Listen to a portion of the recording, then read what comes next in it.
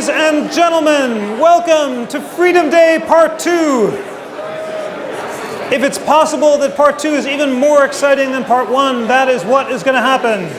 Because we are here to continue to debate and celebrate and educate ourselves about freedom.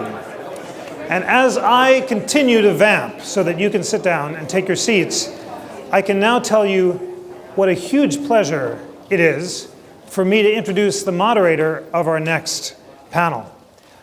Fred Lawrence, in addition to being one of the country's great constitutional scholars, the former president of Brandeis University, former head of legal affairs for the Anti-Defamation League and world experts on hate speech, was also my dean at George Washington University Law School, where he endeared himself to everyone for his decency, humanity, scholarship, and thoughtfulness. He is a scholar and a mensch. There's no one better to moderate this very lively group that we have assembled for your entertainment pleasure for this next discussion, because they are, I would say, both America and Europe's leading authorities on the First Amendment. Greg Lukianoff, the head of FIRE, is become the most prominent defender in America of a classical liberal approach to the First Amendment. He was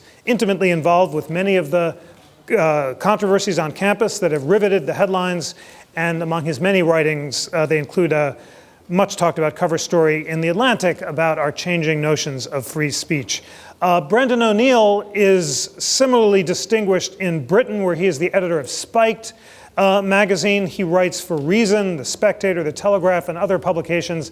I've been a fan of Spiked for many years before I came to the Constitution Center. It's online. There's no exact American equivalent, but I want you to check it out because it's a consistent, vigorous, and ideologically unpredictable defender of liberty and free speech, and Brendan presides over it. And we also have my GW colleague, Catherine Ross, who is a great constitutional scholar and has just written this wonderful new book published by Harvard University Press about free speech in the K-12 environment and what we can do about it. Ladies and gentlemen, please welcome Fred Lawrence, Greg Lukianoff, Brendan O'Neill, and Catherine Ross.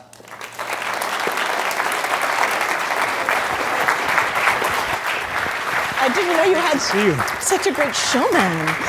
There you go.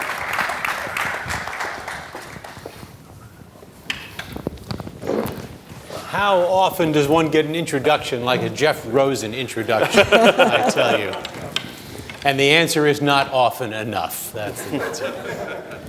Well, this is a wonderful treat for all of us to have this extraordinary panel, as Jeff said, of scholars on the issue of free speech on campus. Now, I will say from the get-go that in some ways, I'm not sure this is exactly the full spectrum of views that we have on this issue of free speech on campus. I'm reminded of the review of a particular actress which said that her acting covered the gamut of emotions from A to B.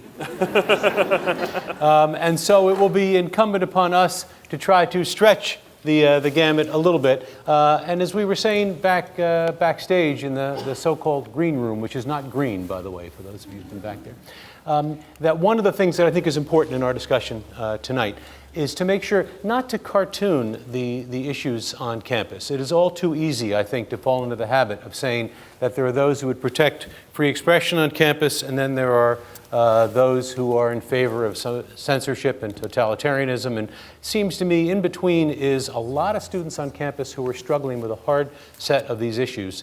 And part of this really does have to do, I think, with the context of the university. Those of you who listened to Adam's discussion earlier got some of the flavor of this, that it's not as simple as saying the university is just a subset of the society. The university, after all, is a place that exists for the purpose of educating, which means arguably, we have responsibilities to frame discussion, to to try to give a scope to certain discussions in a way that you would not want the public square necessarily to be doing.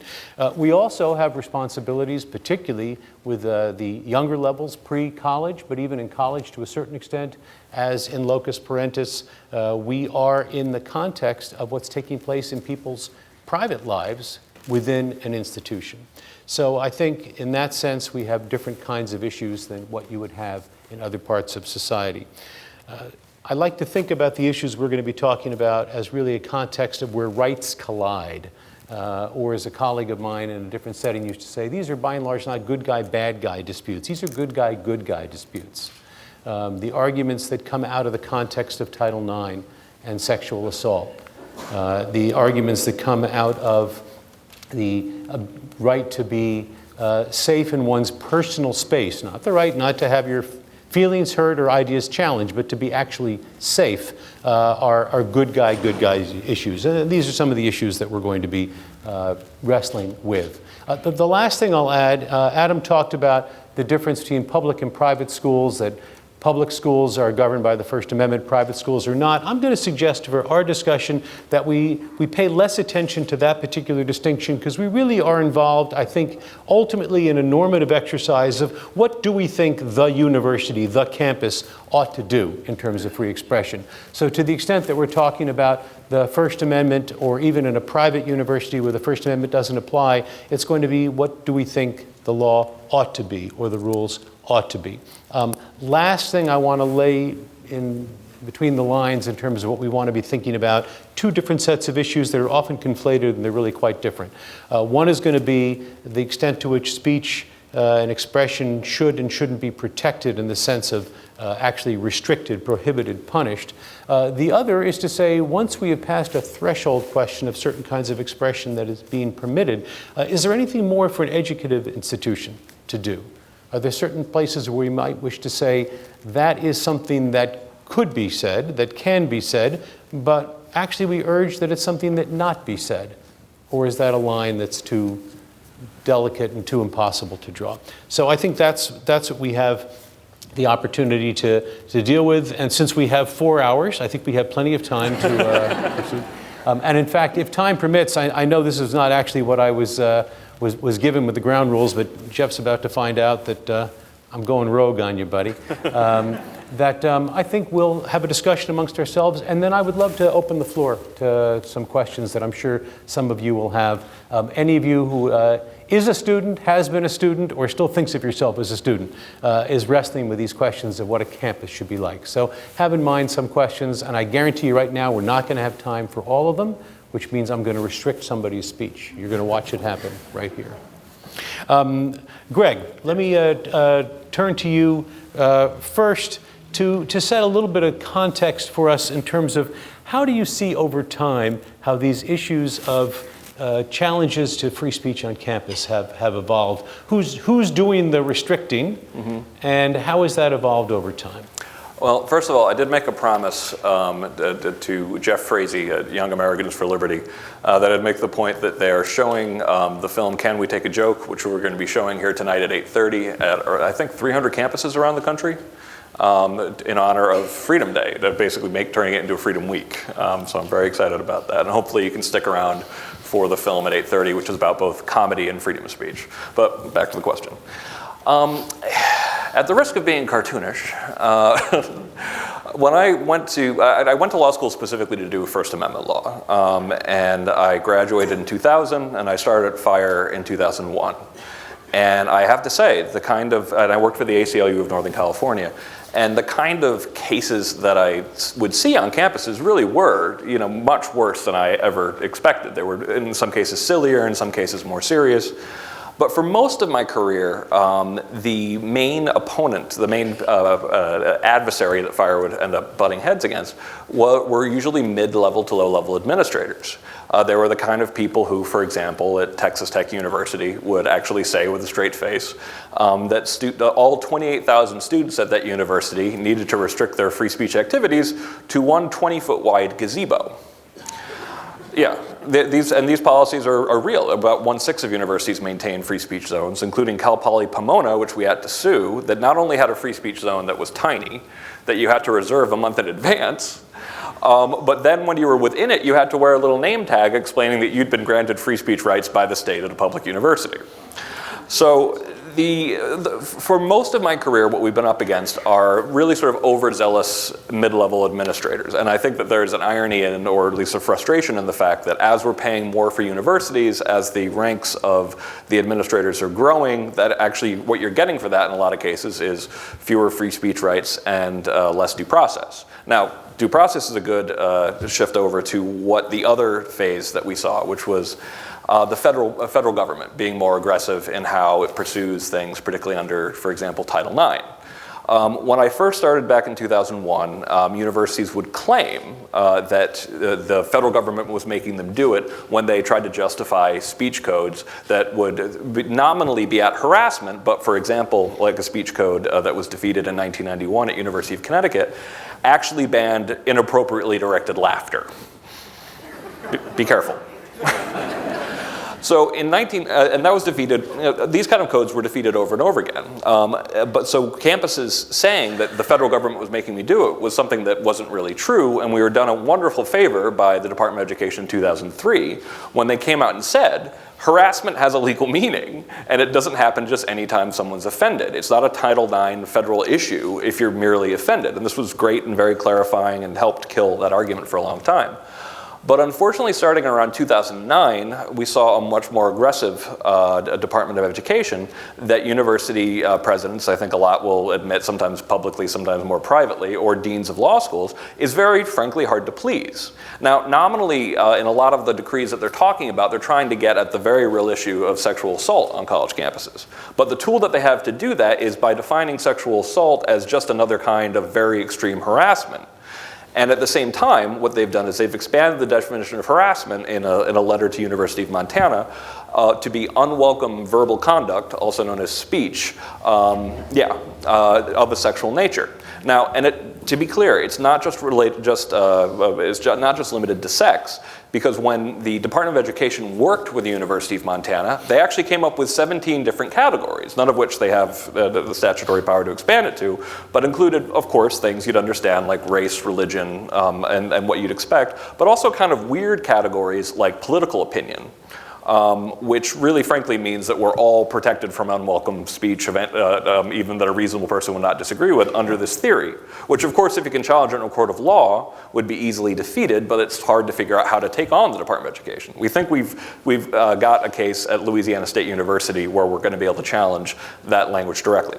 Finally, the most recent trend, and probably the most disheartening for me, is that throughout my career, consistently the most pro-free speech constituency on any college campus, in my experience, had always been the students themselves. Campus students' newspapers tended to keep their calm. Even in the Duke lacrosse case, for example, one of the only newspapers in the country that was really committed to serious investigative journalism about that was the Daily Tar Heel, or the one at Duke. I think I just angered my executive director who graduated from Duke. But what's happened in the past couple of years, and I don't know exactly where it's come from, is, and I wrote a short book called Freedom from Speech, and in it I talk about how I've seen this shift from students arguing consistently for freedom of speech to looking more for protection from speech. I don't know exactly what's caused it. I've speculated a little bit on it in my article in The Atlantic. But it's been disheartening to watch students at dozens of colleges across the university this past fall, very proud that they're using their freedom of speech, but concerned that in a lot of cases they were using their freedom of speech to demand new speech codes, new speech zones, and in some cases to demand that they wrest aspects of academic freedom from the institution and from professors themselves. So those are the three phases I've seen it go through. And now they're all happening, but to be clear, it's not like one started and then the other one began. These are all now happening at the same time. There are administrative cases still, there are still overreaction to the federal government cases, and there are still, unfortunately, student demands that sometimes are great and in other cases are illiberal.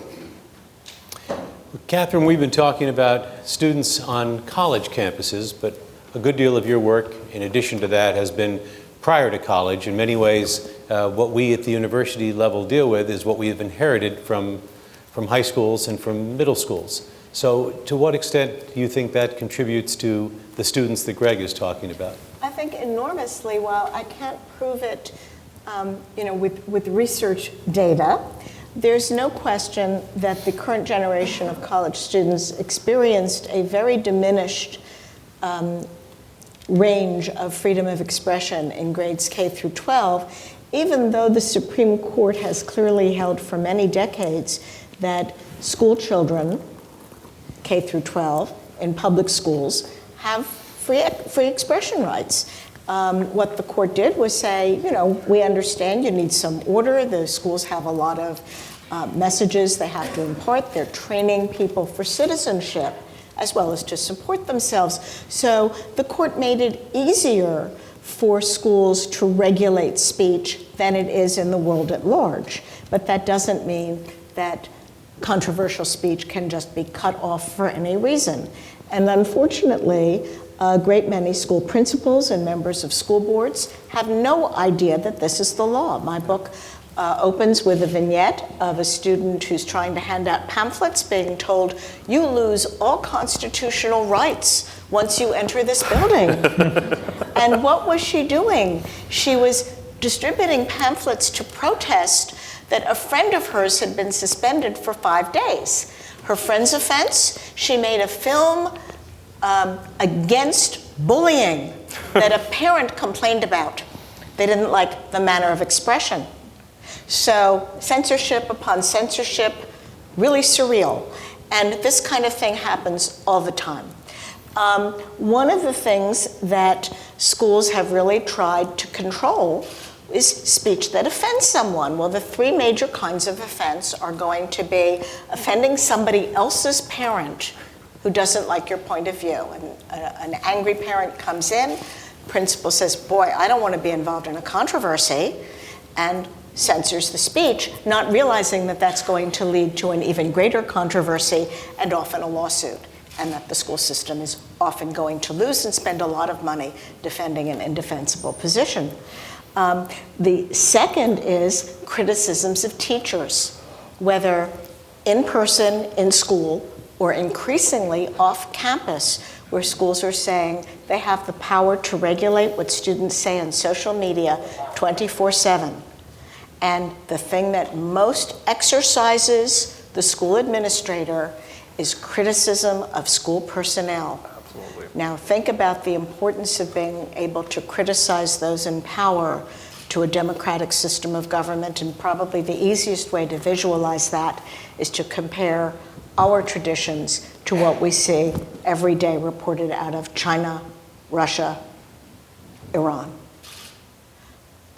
So the kids are learning, you can't say something controversial, you can't criticize those in power, and they will find you in your parents' home, in your bedroom, and punish you for your words, including things that were clearly labeled in big capital letters, this is a joke. Well, the administrators can't take a joke. And the final thing is speech that includes words that wound. And these come in a variety of categories. Some of it is what in other places would be known as hate speech, speech that disparages groups of people based on race, religion, but some school codes also say physical appearance, like you're short. And some say your values, going far beyond what any form of statute that would withstand scrutiny involves. And then also disparaging speech toward individuals, some of which is bullying words without conduct. The vast majority of bullying in the young years does not involve conduct at all. It's mean words. And those mean words appear to be protected by the Constitution unless they rise to the legal level of harassment. And some bullying words have some political overtones. If somebody says, I don't like being in an integrated school, you and I might think that is a vile point of view. But the First Amendment is designed to protect the offensive speech, the controversial speech. because popular speech, politically correct speech, doesn't need the First Amendment. And the response, as I think some of the comments earlier in the day pointed out, the constitutionally preferred response is not to silence the noxious speaker, but to answer with more and better words to be persuasive. So these are the kinds of things that our young people learned instead of learning the meaning of the First Amendment, the way that we speak responsibly, and the preferred ways of responding to offensive speech. And all of that could be done in grades K through 12 under adult supervision, which goes back to Fred's question, does it mean you're powerless? I'm a great believer in seizing teaching moments. And in a school where there's no question that the state has messages that it wants to transmit, it chooses the curriculum, it chooses the viewpoint in the curriculum, and it is also free to say to students, may have a right to speak that way, but it doesn't mean you should. And we want to have a community meeting, and we want to talk about how you made people feel when you spoke that way. We don't approve of it. And I actually think a college president can also say about speech that cannot be punished under the First Amendment, this is not the kind of community we want to be. Even though we say, the state shouldn't prefer one kind of speech to another in this quasi-parental and insular sort of setting of a college, I think that's okay, but even more so in the lower grades. So I think that the schools are failing to perform one of the essential functions they've been entrusted with since the early days of the Republic, which is to prepare the young to participate in democracy in a respectful way, a mutually respectful way.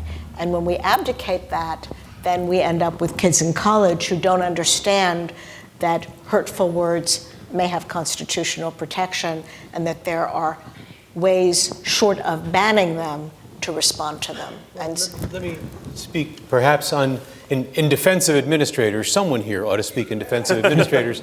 I actually was always told that the only person who really does lose his First Amendment rights upon taking office is the president of the university, which I can tell you is something that you regained the moment you stepped down, and it was a wonderful feeling, I have to say. To be a president of a university is a great thing. To be a former president, that is a terrific thing. But seriously, what's the right balance, though, Catherine? I mean, to what extent does the principal or the president calling everyone together and saying, when you speak this way, it is incredibly hurtful, to what extent is that the right response of teaching young people how they should respond, and to what extent is that just a softer version of the same kind of censorship that you're objecting to? Well, there's no question that if you took a strict free speech jurisprudence approach, you would say then the government is favoring one viewpoint, the nice viewpoint over the noxious viewpoint. But the educational setting, I think, is a bit different.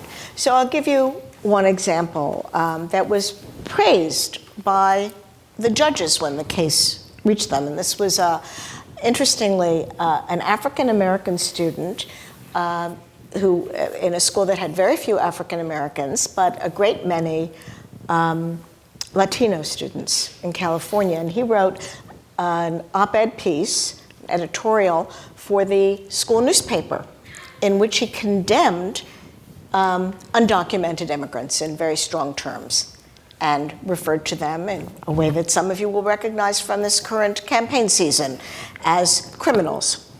And as you can imagine, when the paper came out, many of the students in the school were most distraught.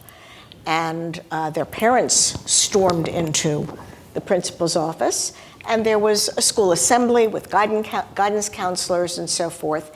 And the principal withdrew all the issues of the paper that hadn't been distributed yet. That was the First Amendment mistake. But then she called a community meeting, and it was very widely attended. And students, Hispanic students and other students talked about how this made them feel. And the author of the editorial and his father also spoke and explained why he had said what he said. And it was apparently quite a successful meeting. The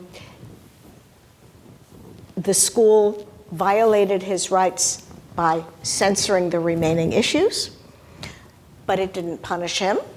That didn't make the censorship okay.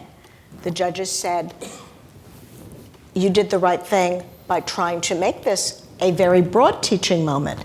And the next time, this same young man wrote an editorial that was controversial. The principal called the local chapter of the ACLU. She didn't call the school attorney, because the school attorney too often tells the principal what the principal wants to hear. She said, how much trouble will we be in if we don't let him publish this? And they said, heck of a lot.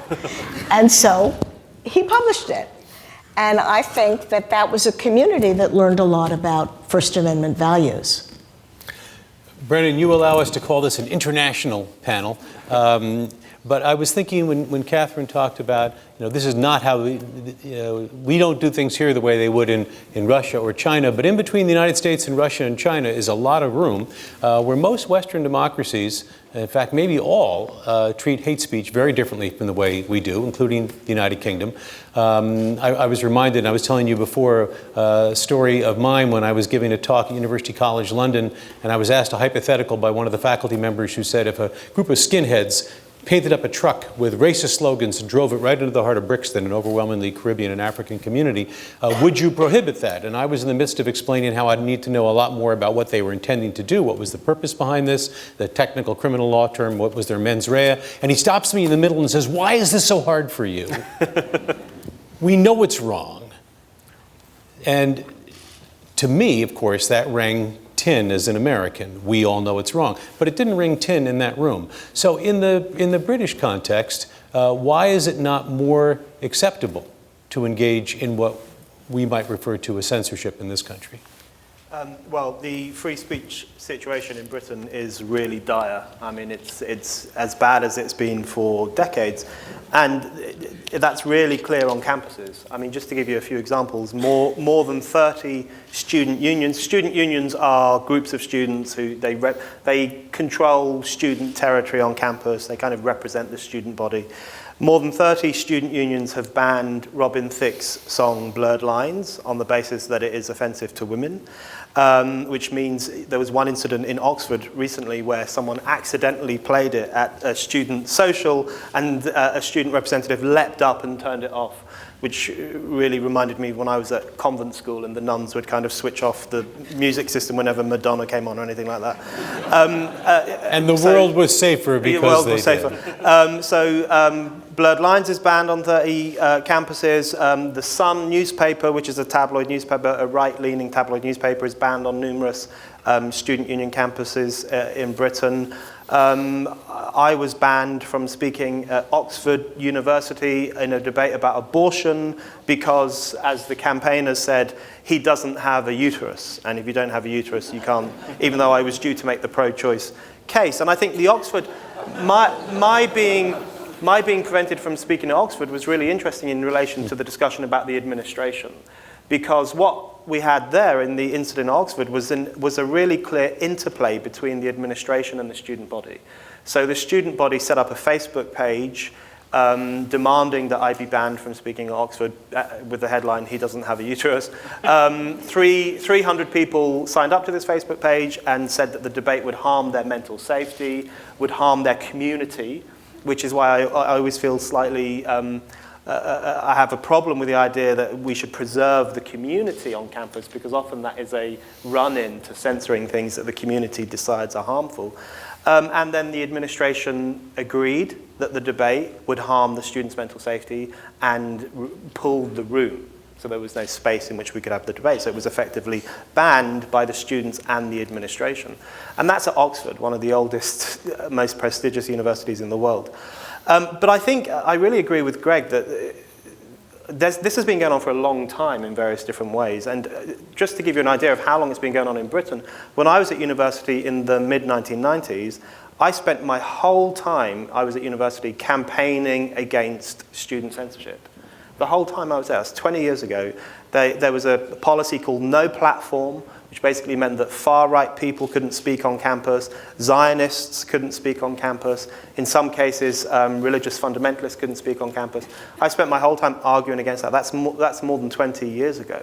So I think we have an expanded version of that now. And if you look back also at some of the speech codes that were introduced in American colleges in the late 1980s and early 1990s, a lot of those are very clearly what gave rise to the craziness we have on some campuses now. I mean, people say, the safe space is such a stupid idea. How can students be so fragile?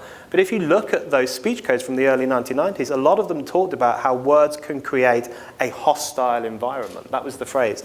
They create a hostile environment. It seems to me that the safe space is the answer to the hostile environment. If a university redefines itself as a hostile environment, you are going to get students demanding a safe space within it.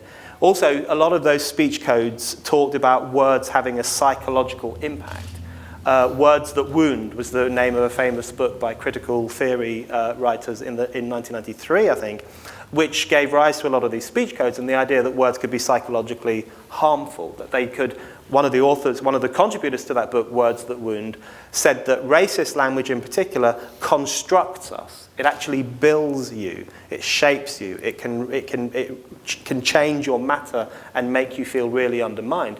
So when you have the trigger warning phenomenon now, that comes directly from that. The idea that when you read The Great Gatsby or some old racist writer that you're going to be wounded by it, that's not a new idea. So I think it's really important that even though I'm hugely in favor of having robust discussions with censorious students and challenging them, and in some cases mocking them, I think, is important, putting them on the spot, we need to look at the historical precedent to this, because I think what we've seen emerging in the West, particularly in Britain, but also in America, over the past 30 or 40 years is therapeutic censorship. You had ideological censorship, political censorship, religious censorship. Those have largely fallen away for the most part. But now you have therapeutic censorship, which is censorship designed to protect the individual and his or her self-esteem, which to my mind is worse than the old forms of censorship because it's so subjective. It's like if blasphemy laws protected Jesus Christ, what you have with therapeutic censorship is the transformation of every individual into a little Jesus Christ. And we all deserve our own force field of blasphemy. And we can all say, well, that harmed me, and therefore it's a problem. That harms us three people over here, and therefore it's a problem. So the rise of therapeutic censorship is the problem, but I think it started before these kids were born. They were not even born. They did not exist. So I think we need to look back to how that happened since the 70s and 80s and tease out the historical development. So Brendan, you're a dean of students, and a student comes into your office and says, my first-year student, just moved into college, first time away from home, my roommate insists on putting the Confederate flag up on his side of the room. And that does not make me feel comfortable. What do you do? I think you always err on the side of leaving the Confederate flag up as much as possible, by which I mean you err on the side of allowing the speech to take place. Now, that may come to a situation where you have to rearrange where they live or where they stay or who they share rooms with, if it comes to that. But I think I'm in favor of almost absolute freedom of speech in all instances, particularly in universities. I think it's more important in universities than it is in any other sphere of life. I think I have a real problem with this new phrase, the right to be comfortable, because you don't have the right to be comfortable. You just don't. I mean, how arrogant. When I walk down the street, I see things I find offensive all the time. I see adverts I find offensive, posters for films, I hear people swearing. That's the price you pay for living in a society that is diverse and full of strange people and strange ideas and different ideologies and different religious beliefs. This idea that you can go through life like that boy in the bubble and never be harmed is, I think, the height of what Christopher Lasch called the culture of narcissism. You don't have the right to be comfortable. You don't have the right not to be offended. You don't have the right to be safe when we're talking about intellectual safety. They are phony rights which are used to undermine real rights. Okay, I want to pick up a bit more on the wounding words and what the law actually says and what we expect of students under the age of 18. In our lower schools, many of them have speech codes that look just like the college codes, and when courts look closely at them, they overturn them because, as Judge Posner said, there is no right to be protected from hurtful speech. That is the price of free speech. And Justice Alito, when he was on the appellate court, also said there is a real tension between anti-harassment laws and the First Amendment. You can't say, as a defense to a violation of free speech, if you're a school, we were just trying to protect people from feeling harassed, if it's not really legal harassment.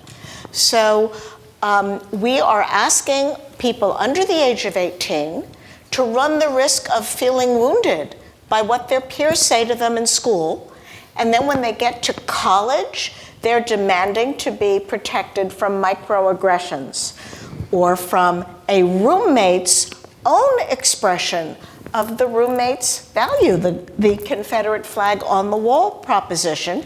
And I have to say that another problem with some of this is who determines the meaning of the symbol. You know, many of us were raised, I certainly was raised to think that the Confederate flag was always a racist symbol. But a lot of the people who fly it today deny that that is what they mean, and they say it's about their Southern heritage. And there is some social science research that supports this notion. So what about that student's right to have his symbol of his home in his own dorm room? And I agree that the solution isn't to say, well, just both of you pull up your socks and deal, but maybe somebody has to move.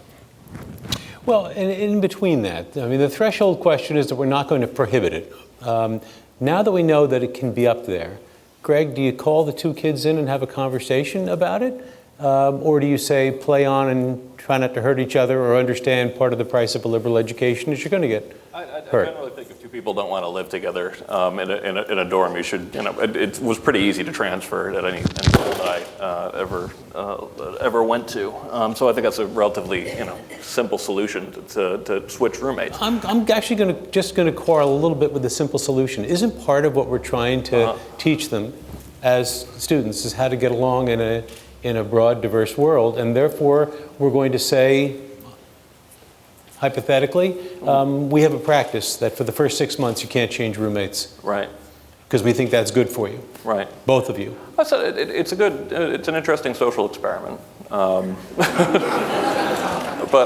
the point universities are social experiments, aren't they? So I did want to make a point about the therapeutic approach that Brendan brought up, and I was really glad that he did bring it up.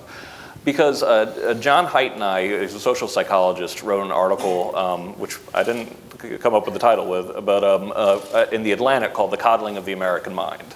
And many months after it's been written, I feel like it's amazing how few people seem to have actually read it.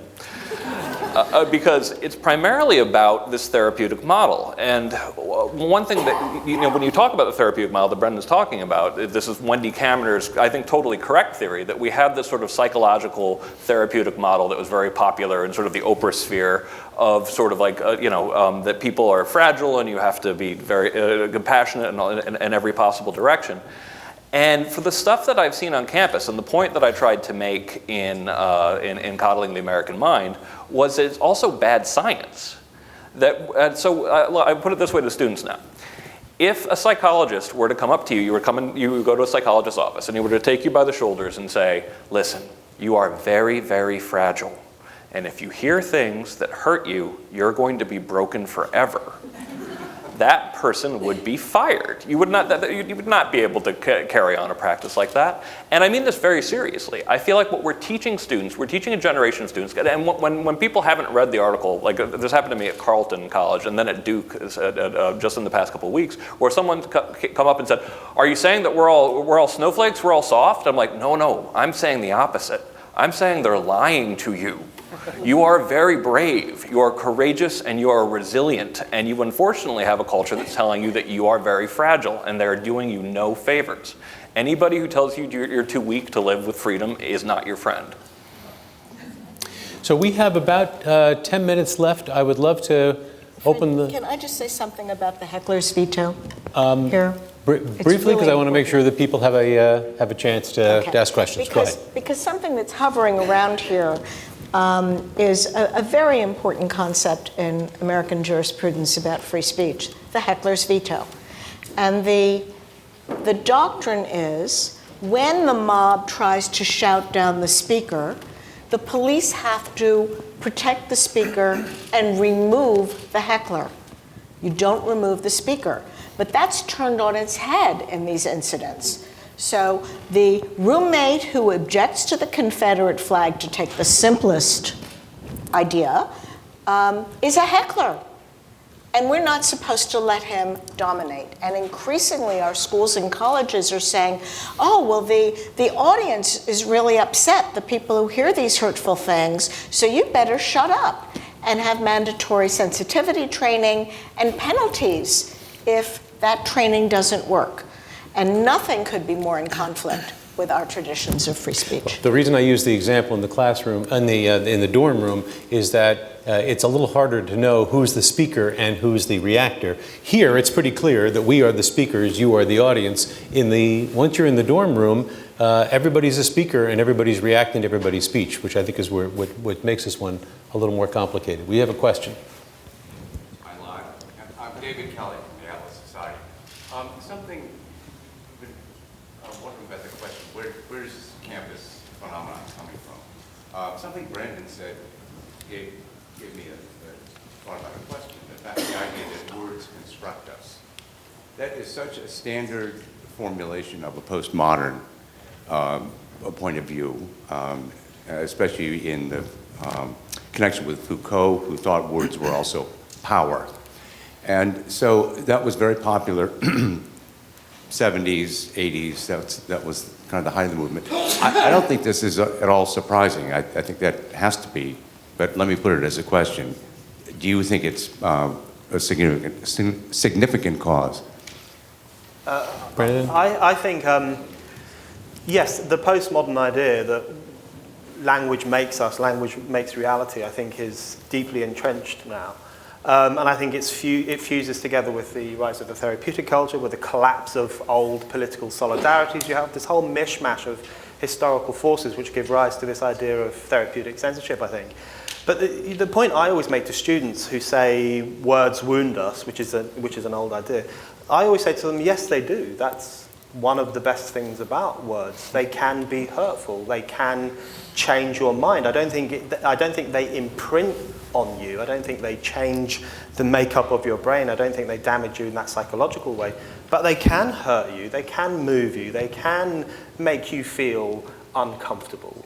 And often that is the point. When I did a speech at the Oxford Union, when they invited me back as a kind of apology to speak at the Oxford Union, my speech was entirely designed to be hurtful to those students. And it had the desired effect. Because the thing I think we need to remind not just young people of, but also the older people who gave rise to some of this stuff, is that being offended is really good for you. I mean, this is a point Cardinal John Henry Newman made more than 100 years ago. The human intellect does from opposition grow. And it's a point, it infuses all the way through John Stuart Mill on liberty. Your mental and moral muscles benefit from exercise. The more you expose yourself to criticism and ridicule, either the better you get at articulating your beliefs, or you give yourself the right to change your mind, which is such an important right.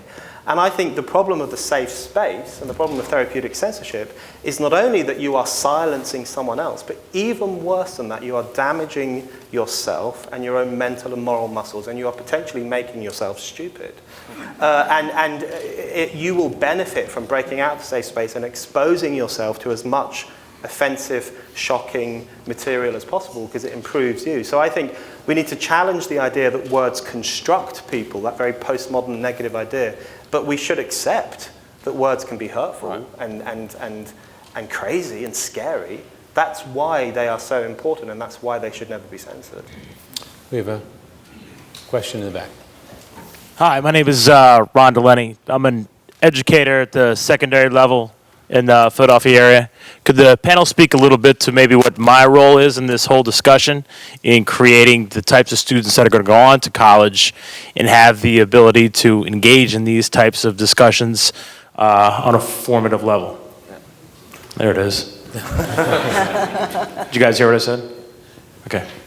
Right. This is the opportunity for the panelists to advise what ought a high school teacher to do, and I'm going to take the liberty of saying both in the classroom, which seems to me is one set of questions, but perhaps in a counseling role, formal or informal, with students as well, and preparing them for the kind of citizens that we're trying to educate out of our process. Yeah, I think the very first thing I always start with, it's kind of funny because I have a 4-month-old at home, and everyone's kind of like, oh, Mr. First Amendment lawyer, not going to really love free speech in 6 years. And I'm like, yeah, but you got to understand what I think the most fundamental aspect of freedom of speech is. And it starts with this very simple idea with a fancy name, epistemic humility. We're not very bright individually. We're only bright in conversations with each other, and we're constantly surprised and shocked by the realities that we see. And if we could convey more epistemic humility in students and more curiosity about the nature of reality, and the understanding that it's always better to know what people actually think than pretending you're safe by not knowing what they think. If we just had those elements, these traditional sort of classically liberal, curious ideas instilled in students, I think we would be living in a much more bearable society.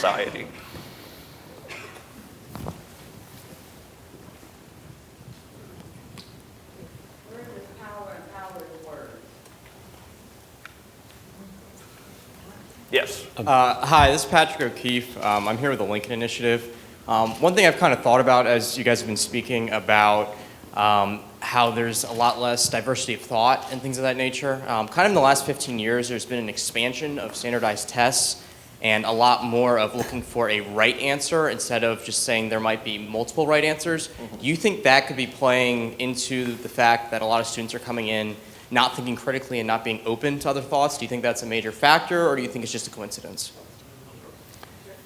Well, this one is an encouragement to speculate, so I'll let any of the panelists who'd like to speculate on that one. I'm reading a great book right now by Erica Christakis called The Importance of Being Little, and I'd really highly recommend it because she does think that we're doing a lot to cut down on creativity, and we're doing it with the best of intentions, of course, but that we're creating structures that actually cut down on critical thinking.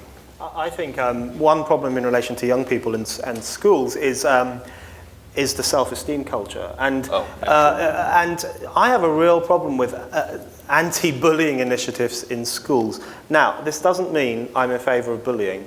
Bullying is bad.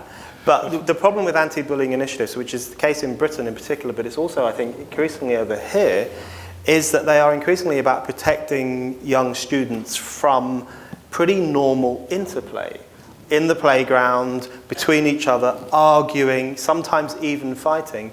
And I think we tend to forget how important that process can be in terms of developing moral autonomy and the ability to think for yourself and stand on your own 2 feet.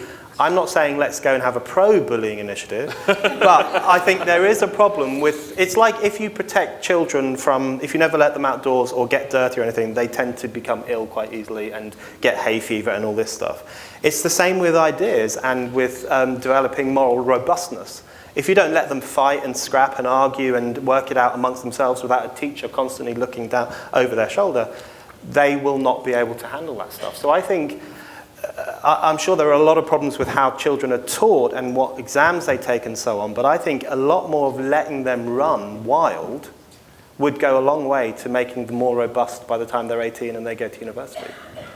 And not just letting them run wild, but respecting them, thinking they might have something to contribute, letting them use their legal right to speak, and perhaps in schools that can afford to because they are not too chaotic, saying, you know, the law may give us the right to control student speech more than in the world at large, but we don't have to use that right to control student speech. We could let it flourish.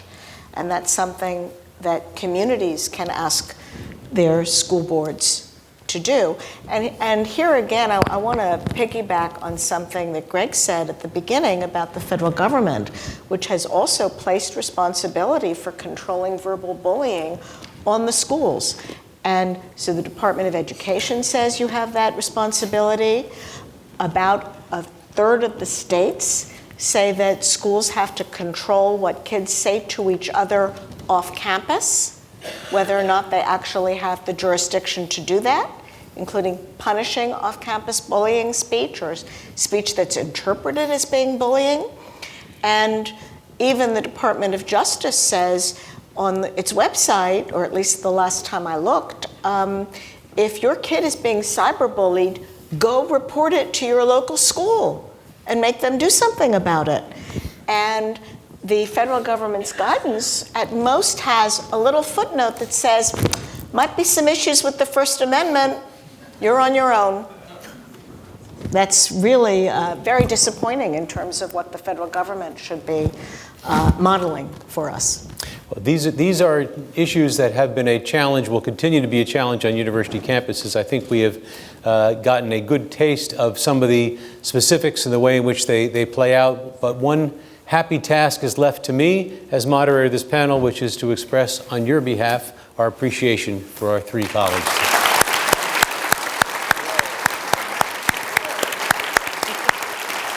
Thank you all. You get to have your hypotheticals.